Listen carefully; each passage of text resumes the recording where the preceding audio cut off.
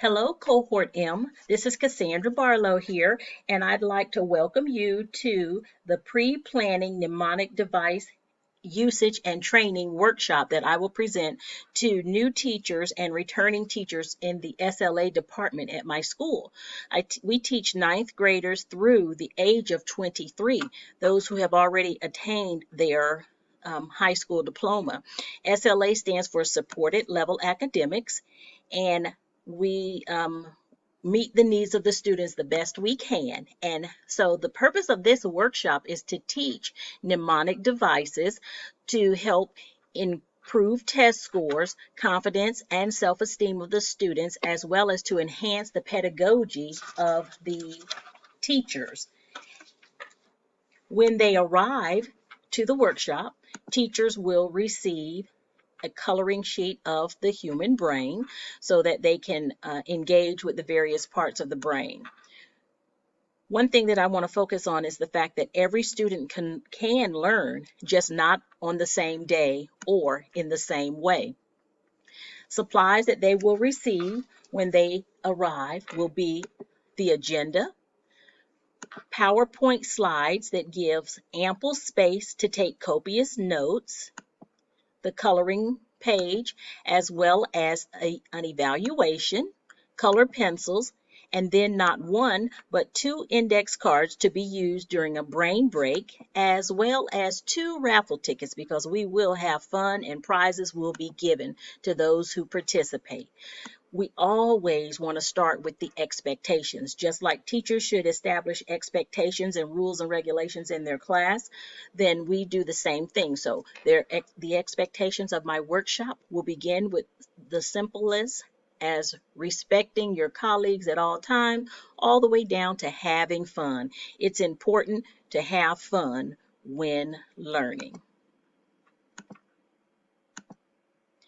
The agenda. Everyone will receive the agenda as I stated earlier, and after the greetings, we'll start with celebrations. It's so important to connect with your coworkers, even yet on another level. And so we start with celebrations and concerns, since this will be our first time seeing one another, in some cases, since before the pandemic quarantine for the coronavirus.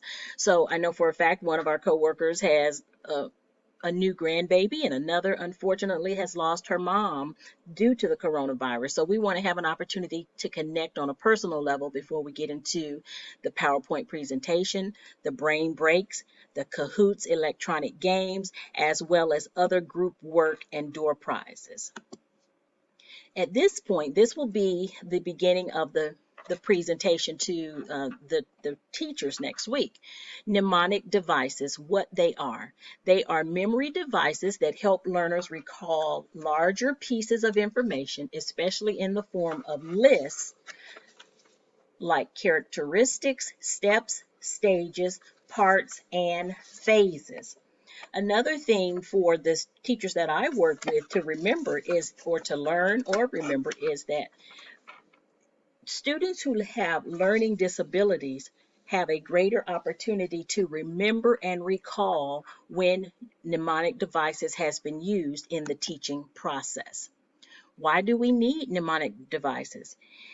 The implementation of these strategies helps students to remember 2 to 3 times more factual information. It helps them recall information over delayed recall periods, and students have reported that they enjoy learning through mnemonic methods over the traditional sit and get method. Types of mnemonic devices are numerous, but the ones that I will cover in this workshop are keyword method, acrostic, acronyms, reconstructive elaborations, and using music to memorize. The keyword method is a memory-enhancing strategy that students can implement to help them learn new words. It's the teacher's responsibility to teach the 3 R's to this keyword method, and that's reconstructing, relating, and retrieving. The teachers will show the students how to develop a keyword, something that can easily be made into a mental image that will be used to construct. Then you will teach the target word and then retrieval. And during the workshop, we will cover two examples, but for the sake of time for this presentation, I'll just share the first one. Let's say a Spanish teacher wants to teach the word for grass in Spanish. Well, the word for grass in Spanish is pasto. Pasto sounds like a word that they should already know, which is pasta. So you give the visual image of pasta next to grass so that when it is time for the student to remember how to say grass in Spanish, they will have a visual image to trigger their recall that the word for grass is pasto.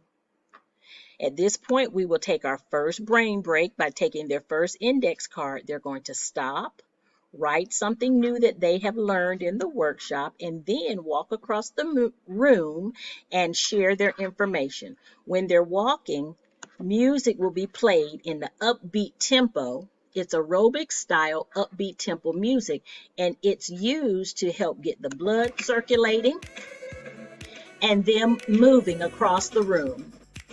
For the kinesthetic learners, this is important because kinesthetic learners need to be able to engage in movement for information to move from their short-term memory to their long-term memory. And the music that I played will be anywhere from 80 to 90 beats.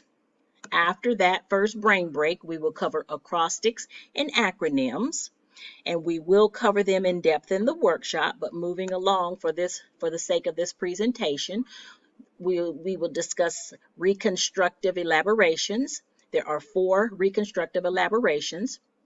They are symbolic, mimetic, acoustic, and first letter. We will go into depth with examples and a Kahoots game during the workshop next week, but for the sake of time today, we will not. And then the last mnemonic device that we will cover in the workshop will be musical techniques. Most of us know musical techniques because most of us learned our ABCs using this. But here's an example of something that a math teacher could use. There are numerous videos on YouTube that math teachers could use to teach some of their strategies.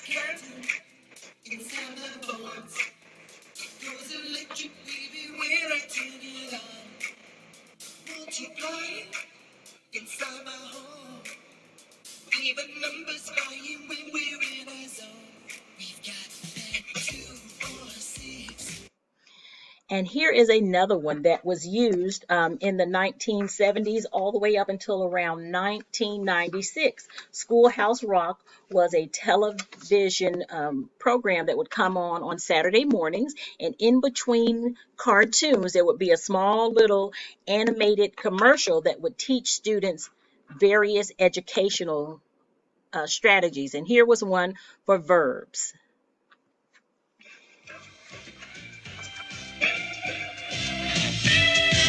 I get my thing in action. To be, to see, to feel, to live. You know, the Bible tells us that music does the soul like a medicine. And so it is so important, laughter and music, that is, it does the soul like a medicine. And so it is important for us to engage with our students in the way that God created us. At this time, we will move into the question and answer section. And then we will have door prizes, and then I will ask them to complete their evaluation. A part of receiving their professional development points would be required to complete this evaluation. What I like about this evaluation is there are 8 quantitative questions and 4 qualitative questions, and it's important to be able to give participants the opportunity to engage on both of those levels, quantitative as well as qualitative. Just like snowflakes, we are all made unique. That's what Psalms 139 tells us. And so we must be willing and able to reach the students where they are. And a part of that is becoming prepared to meet the needs of those students by engaging in various learning techniques. And so we have to meet the students, those that are auditory, visual, tactile learners. We can do it. We have the technology, we have the innovation, and so we just have to be willing to go forth and learn and meet them where they are.